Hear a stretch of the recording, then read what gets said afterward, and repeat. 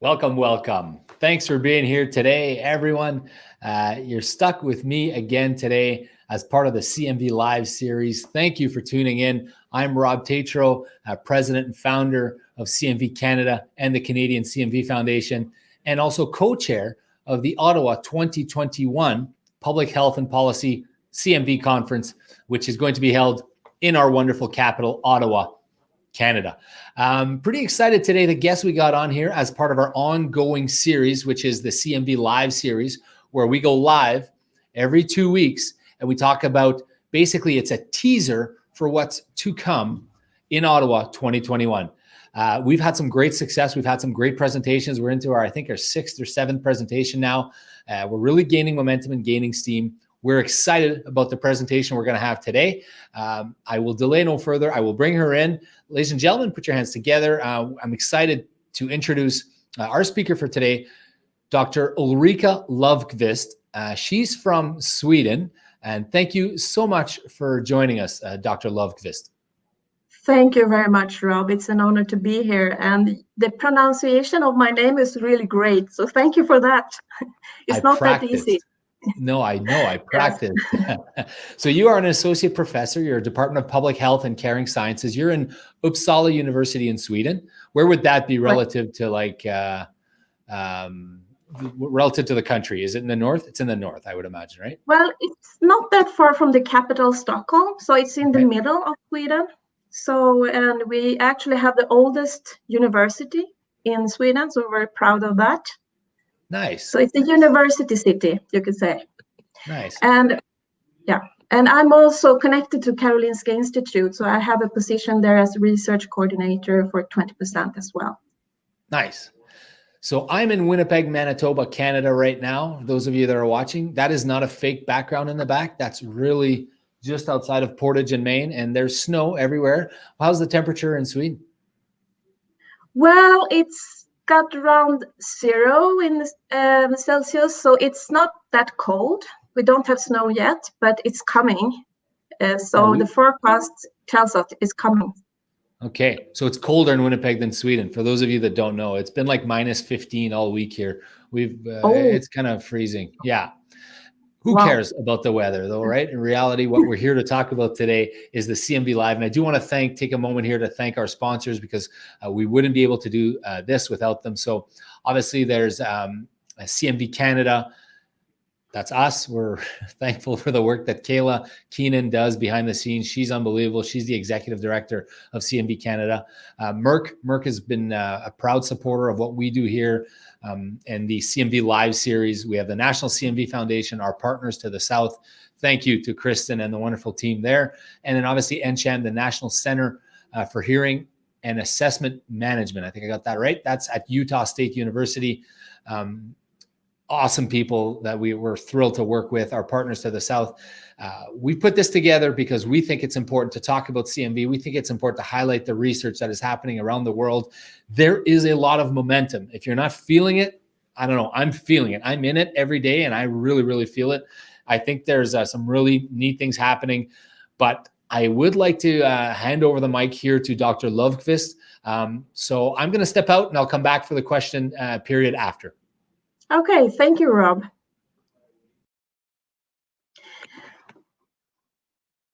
Okay, let's see.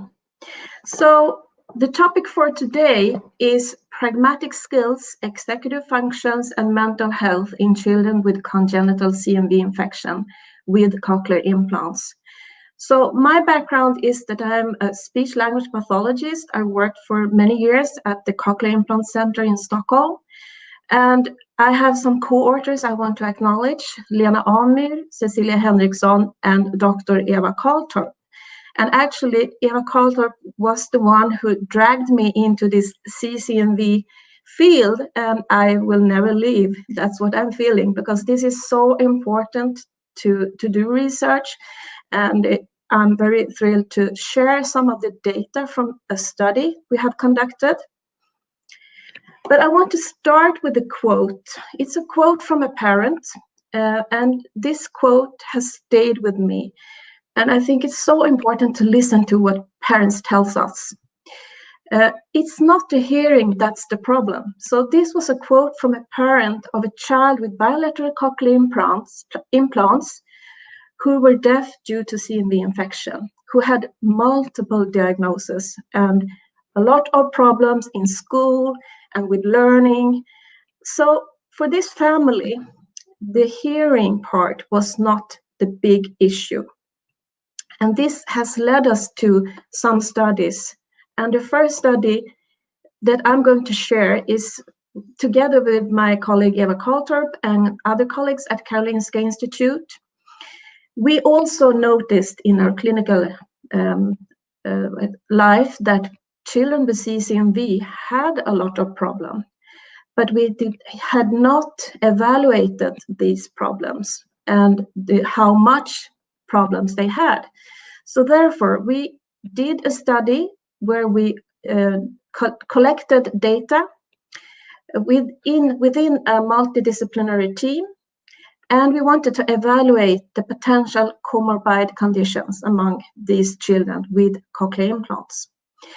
And we also included a group with a genetic cause of deafness, connexin 26 mutation, which usually do not have other problems besides the hearing loss. And the results from this study showed that children with CCMV infection and cochlear implants had a lot of problems. One of the main findings was that they had balance disturbances. As much as 88% had no balance at all. And there was also half of the children with CCMV had also feeding difficulties. So they might not be interested in food, they were not growing as one would expect, and so on. And several of the children also had other diagnoses besides the hearing loss. Both ADHD, there were 4 children with ADHD, 2 children with developmental language disorder, and we also had 4 children with autism spectrum disorder. And we also had children with late age at walking. And this was not the same for the deaf children with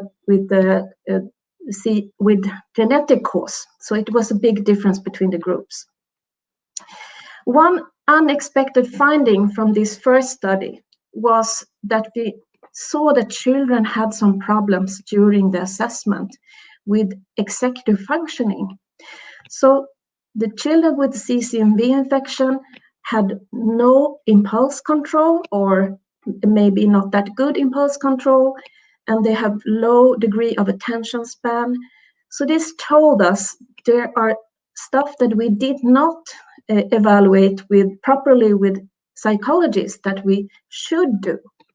So that is something we went on with the next study I'm going to talk about. But to conclude, from the first study, we could say children with CCMV infection have a balance impairment. They might have feeding problems, and comorbid conditions are common.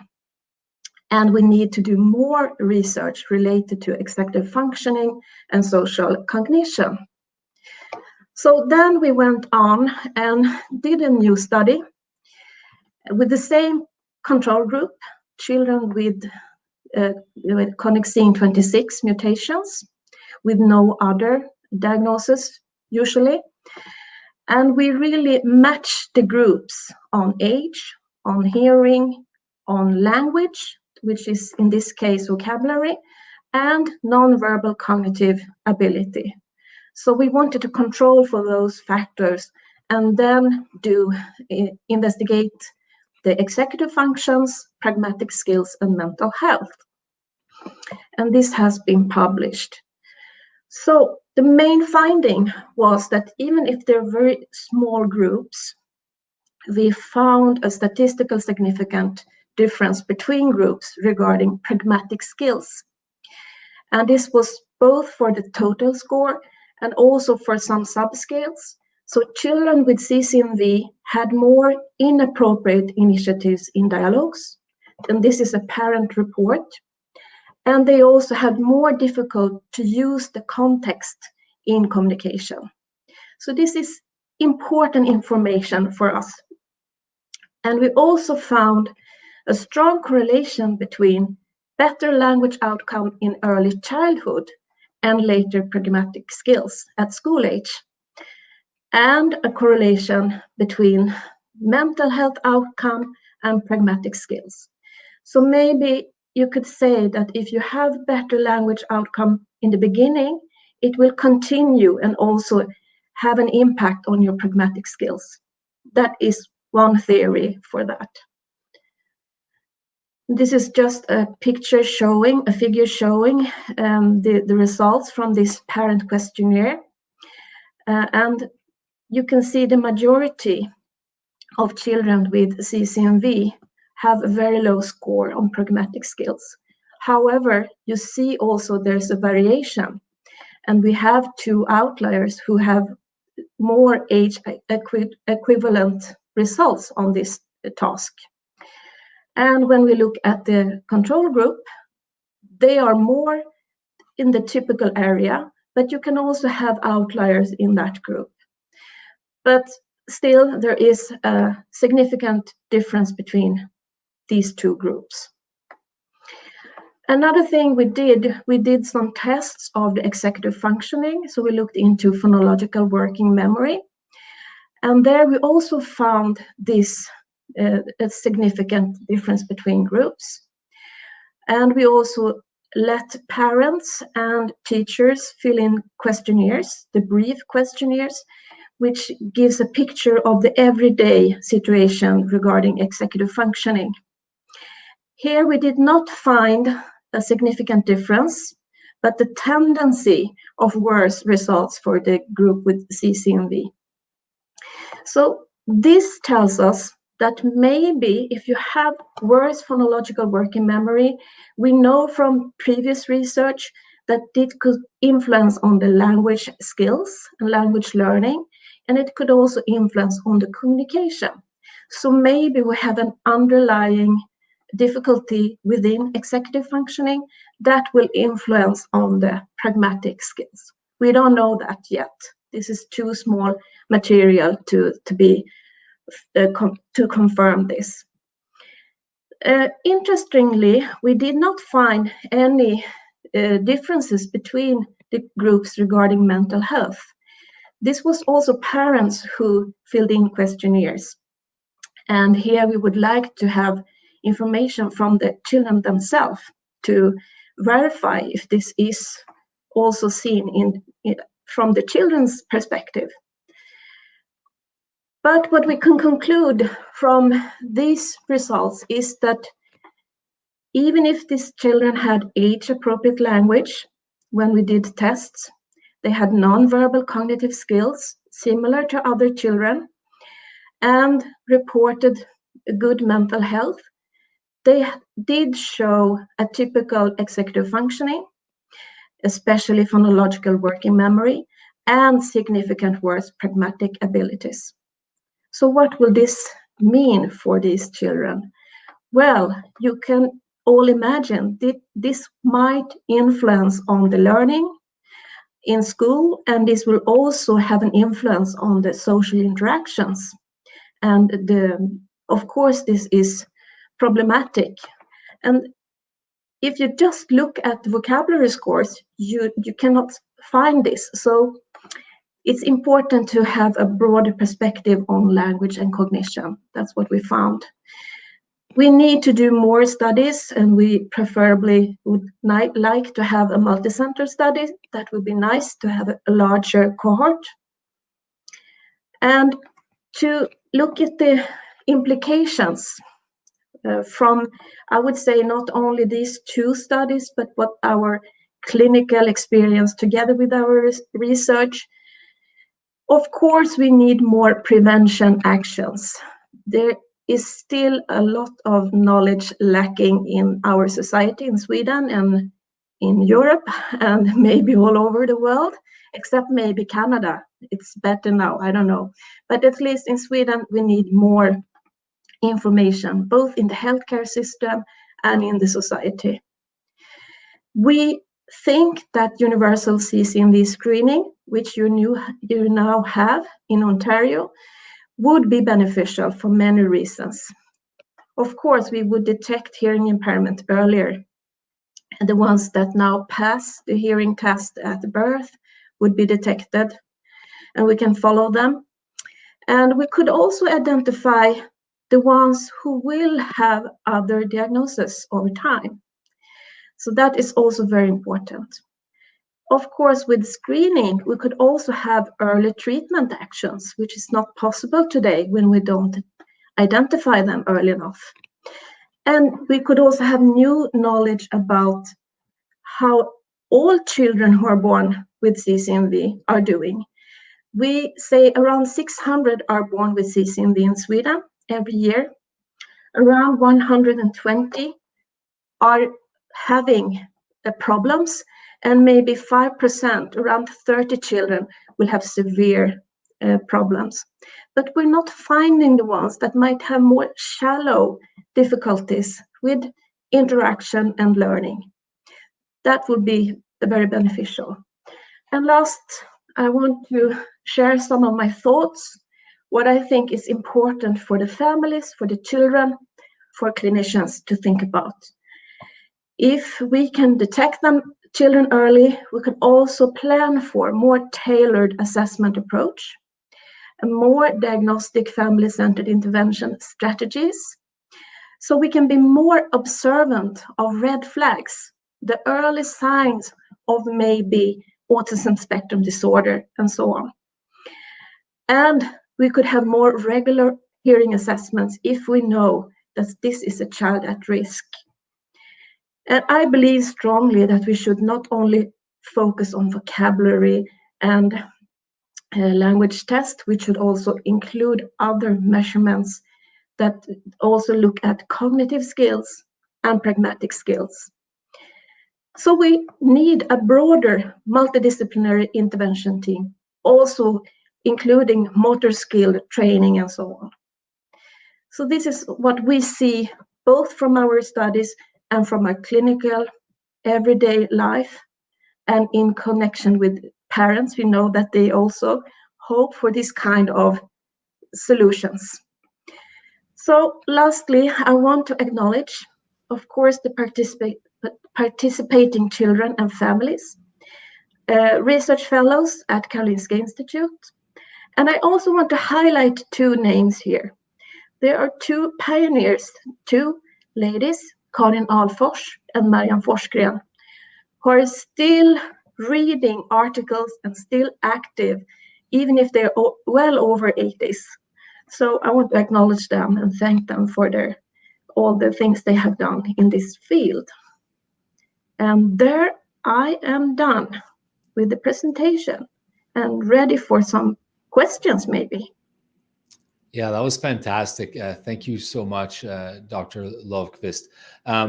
You raised a lot of really important points. And I will start by saying that, I'm a parent, and I founded the Canadian CMV Foundation because I thought that we needed to do more. So you talked a lot about prevention and, whether or not we're doing enough. And you said specifically you're not doing enough in Sweden. You said maybe we're doing enough in Canada. We're not. We're not doing enough in Canada. I could assure you of that. I'm fighting every day. I'm fighting every day for continually either, I had a meeting last night with parents from Ontario. We had a whole group of parents from Ontario, our provincial chapter. We met. We have universal screening in Ontario, right? The only place on the planet, you mentioned it. Yep. But we're still not done. We need to raise awareness. We need to, improve prevention methods. We talked about how to do that yesterday. These are things that we're not going to stop, obviously. So it might feel like Canada's, leading the charge here, but, we have a long, long way to go to improve what I think should be. So tell me about what's happening in Sweden on the advocacy part. Is there a parent group that's organized and that's dedicated to raising awareness, lobbying for change, raising funds? Thank you, Rob, for that question, because we have a lot to do. But I know there are a lot of parents who would like to do a lot, but still we don't have a parent organization regarding CCMV. We have some organization called Barnplantorna, which is more related to hearing loss, but they are trying to raise awareness about CCMV. But now I think there's someone looking at this show right now who are really starting to build something. with the parents. So if I can ask you, what is your advice for Swedish parents who want to start up a parent group? What would you suggest? I like this. You're turning the table and you're asking me the questions. Okay, so for me, and Kristen Spytek and the American Friends and all, Janelle Greenlee and everyone on the CMV space that's kind of gone out and started something. I think the advice that I would give those parents is, first of all, seek advice from individuals like us, CMV Canada or the National CMV Foundation. We're happy to help and assist with that because we all have the same vision, right? The vision is a world without congenital CMV infection. So I would say seek advice first, talk to us, reach out to us. We would love to spend some time with you and share what we've done. And then more importantly, just start, just do it and just start on your own. So for me, my first step was forming the trust document to get approved as a registered charity in Canada. That was the big thing. That was kind of the first step. But you don't necessarily have to go that way. You could easily start just with a parent advocacy group. I would start by posting, setting up a Facebook page, setting up social media, connecting with parents, and then maybe trying to have a target of setting maybe, having one call or one Zoom call in a few months or 2 or 3 months with some of those parents that you've met on the Facebook page.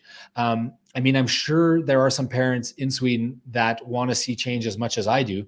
They just maybe don't know where to start. So I would, talk to us, set up social media outlets, connect with other parents, and then actually host a call and talk about strategy. For us, we've kind of focused on kind of a 4-pronged approach, advocating, lobbying for change, raising funds, and supporting the CMV family, CMV families, I should say. And that's what we've decided to do here in Canada. And it's working out. It's working out well. We got a lot of work to do, but it's been fun. I will say too, on the point of universal screening. So you mentioned that universal screening you think is a must. I will pound the table here till the cows come home and tell every viewer that's watching that universal CMV screening, not only is it cost effective, we can identify babies, we can improve outcomes, we can reduce parent anxiety, we can help reduce by early intervention, we can help the outcomes of kids, and all of it is cost effective, as has been proven by some studies recently. So there is no valid argument against universal CMV screening. I know it's going to take time. But us as parents, we got to continue to pound the table. We got to continue to say we're not going to take no for an answer. And on that front, today in my home province of Manitoba, we are presenting a bill, which I believe is the first of any kind for universal screening for CMV. It's being presented today at 1:30. It's a live broadcast. There's a link there at the bottom of the screen at the legislature. Normally I would be there with the minister presenting this, but through COVID, I can't be there. But it's exciting. I've been working on this personally for 8 years now. So, it's not going to happen overnight. I can assure you of that. But we got our targeted screening bill 3 years ago or 4 years ago. And now we're presenting a universal screening bill. So I'm pretty excited about that. I like that. Can I just fill in here? Because we hear some arguments that it will worry parents. A screening will not be beneficial for the ones that are not having visible symptoms and so on. On the other hand, when I speak with parents here in Sweden, they say, I wish someone had told me, because I would have done everything.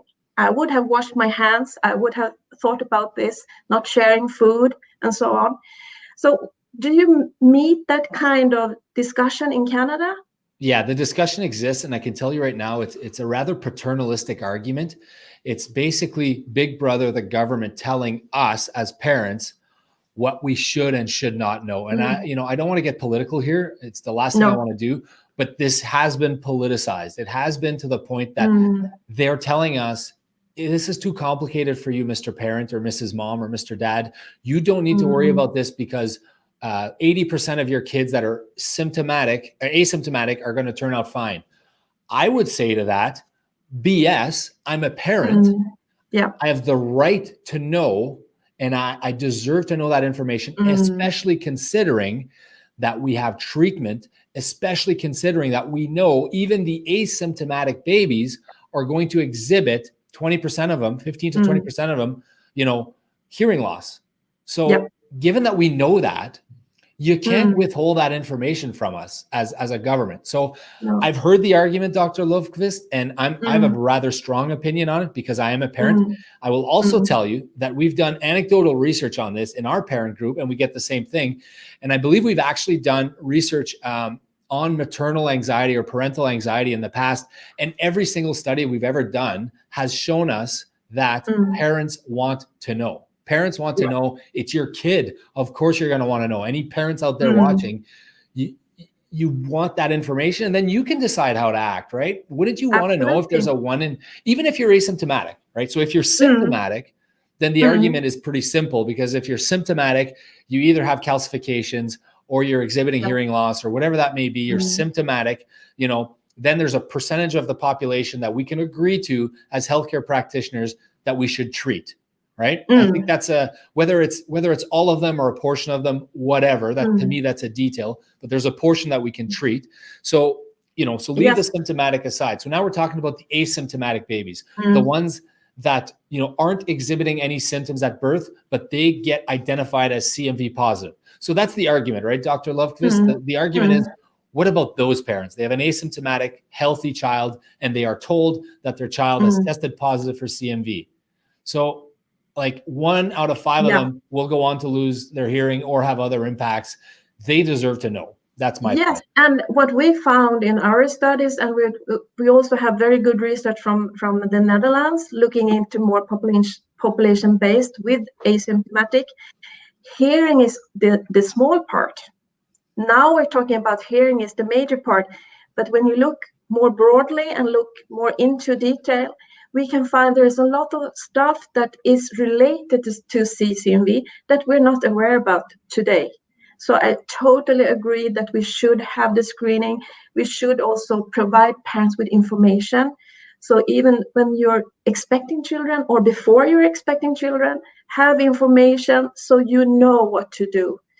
And we had some focus groups with parents showing exactly this, that they really wish they could have that information, and also that we start talking about CMV diagnose, not to talk about 10 different diagnoses, and the parent has to be the one who educates doctors, language pathologists, and so on. No, maybe we should look into more, what you say, like an umbrella thing, that we look into the whole picture, not pieces. So this is something we're discussing, and I know there's something interesting going on in New Zealand. Do you know? Are you aware about that? They have a CMV clinic. Yeah, well, I don't know all the details about it, but I know there's a CMV clinic in New Zealand. Yeah, there's a similar one in Montreal, actually. So maybe that's if you have screening, you should also provide families and children with the right support. So that's what I'm thinking. And really neat. We've had Dr. Fatima Kakar on the show. She, I want to say, heads or works at an equivalent kind of clinic, CMV clinic in Montreal, the Centre Infection Mère-Enfant, the CIM at the University of Saint-Justine in Montreal. They do it's kind of a one-stop shop for CMV, and it's fantastic, gold standard treatment for kids that have parents and kids that have CMV. So that is a great thing. And you're right, it's not all about hearing. You know, we talk about hearing a lot. My son didn't lose his hearing, so I'm thankful. But we know now that there are all these other impacts, and you're discovering them in your research. So I want to applaud you for that. You've discovered. Thank you. And I know anecdotally, if you talk to infectious diseases specialists, they're going to tell you anecdotally, they know that this is happening, but they can't, they don't have the research to tell you that. They know that, children are lagging in pragmatic skills or whatever. So I think it's really, really neat that you're comparing this research. I think is really, really neat. I hope you can get it funded for a much larger research. What kind of numbers would you need? Do you think 200 kids or something like that? 300? Yeah, it's, these groups are so heterogeneous. So it would be nice to have a really bigger cohort, but I think it's doable. It's doable. So I haven't done a power analysis yet, but I will for sure make one. Yeah, and I think if you got that funding, that would go a long way towards showing that, okay, we have a child here that lost their hearing because of a genetic situation, and then we have a child here that has CMV. in the old days, we used to say, okay, those are the same. But now we know they're not. We know that the child with congenital CMV is going to have other issues. So we need to identify that child. It's more important than just hearing. It's important for parents to know that their child is going to have other issues that you identified in your research. I mean, the hearing is great because we can treat it and parents can be aware, and we can watch as parents. I can see if my kid is losing his hearing, but all these other things that you're pointing out are, I think, incredibly important. Yes, and I think it would also take away some burden from parents who feel guilty, or they don't, like, the stigmatization is so tough in this group. And I think this is responsibility for researchers and clinicians to start to take away that stigma. Yeah, because the idea of having, what do they call it? The burden of not knowing. What is that called again? Anyways, the uncertainty burden, or whatever they call it in the medical field, is a significant thing for parents. Not knowing why your child lost his hearing, and then seeing your child lose his hearing at 6 months or 8 months or 12 months is not a fun feeling for a parent. And it's a stressful anxiety that we can remove. And not just anxiety, it's actually, it leads to, to worse outcomes for kids and parents in that situation. So if we could remove that burden, that anxiety burden, or the burden of not knowing by having a diagnosis at birth and then being able to treat, you remove all that and you improve outcomes for kids and you improve outcomes for families. It's hard enough to have a child with CMV, let's give those parents a chance, and let's give them some comfort in knowing that it's not, it's not their fault. This happens. And you know what, we're going to rally together and get beyond this. Exactly. So we totally agree on this one. Yeah, I'm getting all riled up here. Yeah. I do think the research that you've done here is very valuable, and I'm looking forward to seeing you in Ottawa, 2021. I mean, I don't know what's going to happen here. We're in November. Yes, I'll be there. Ottawa's a fantastic city. It's our capital, our Canadian capital, and it's the home of a lot of the research. It's in Ontario, as you probably know. So they have universal screening in Ontario. It's home to the Children's Hospital of Eastern Ontario, which has a wonderful CMV, pediatrics infectious disease team that is incredibly progressive and is doing some really, really good work. And I think the city itself is so gorgeous. It's just beautiful. So I hope to see you all there. If you're not there, if you're a Canadian parent and you're watching, we do have funding available for Canadian parents. If you're an American parent who's watching, we do, as you know, have bursaries available through, I believe it's NCHAM. I think there are bursaries available. I could be wrong, but reach out to us. We could talk to you about which ones of the bursaries exist for that. Heck, reach out to us if you're a parent in Sweden. Let's figure it out. Let's hammer this out, because parents are the ones who are going to move the needle on this. I've said this before. The work that you do, Dr. Löfkvist, is critical. The work that, we've had Dr. Albert Park on here. We've had, Dr. Soren Gant, all the doctors that are doing wonderful, wonderful work. They're critical, and we cannot do anything without them. But I'm a believer that parents move the needle. So let's get those parents in Sweden. Let's get them involved. And let's make something happen here, because 2020, it was the year of momentum for CMV, in my opinion. There's a lot of legislation happening, and 2021 is going to be the year of movement. So a couple other things I want to mention. Our upcoming show, December 9th is our next episode. We're having some research done on saliva samples and testing for congenital CMV infection in newborns. So that's going to be really exciting, because as we know, there are urine, there's saliva, there's dried blood spot. We're going to look at all that. December 1st is Giving Tuesday. So this is coming up next week. It's after Black Friday and it's after Cyber Monday. It's Giving Tuesday, a day where you give back. So I'm asking you, if you're watching this today, to go to if you're a Canadian, go to cmvcanada.com and donate, because we need all this. We do not get government funding. We need all your dollars. If you're an American, by all means, go to the National CMV website, donate. If you're in another country and you don't know where to donate, reach out to us. Happy to take your dollars and put it to good work, because we do support research, parents, advocacy, and families that have CMV. This was really fun, Dr. Löfkvist. I'm thankful that you took the time. I'm thankful for all the research that's happening. It's It's good to see the positive feedback. We've gotten a lot of comments today on your presentation, so it's been really great. good. Yeah, it's been good. And we always get a lot of viewers on the replay. If you're not sure about the argument for universal CMV screening, I strongly suggest you go to our YouTube channel, CMV Canada YouTube channel. We have a 30-minute webinar that outlines the argument for universal CMV screening. I think it's very good. I put it together, so I think it's very good. I'm biased on that front. And also take a second to subscribe to our YouTube channel, to like our Facebook page, and to like us on social media. So any last words, Dr. Löfkvist? I want to thank you for all the inspiration. And I know there's some parents here that are going to do a Facebook group tonight. And this was like best thing to have, like for inspiration. So thank you and good luck with the bill. I will update all our viewers on this on a regular basis, but winner chicken dinner, if they get together tonight and do a Facebook page, that's awesome. That's awesome. We're reaching people, and this is the purpose of this, right? So, tack Ulrika, ça intéressant. Tack. Tack. That's thanks, I would imagine. I think I can translate that. I think I could say, thanks, Ulrika. That was interesting. You have potential for learning Swedish. All right. I'm already bilingual, almost trilingual. So Swedish would be one that I could add. Okay. Thank you. Thanks so much. Have a great day, everyone, and see you in 2 weeks right here. Bye.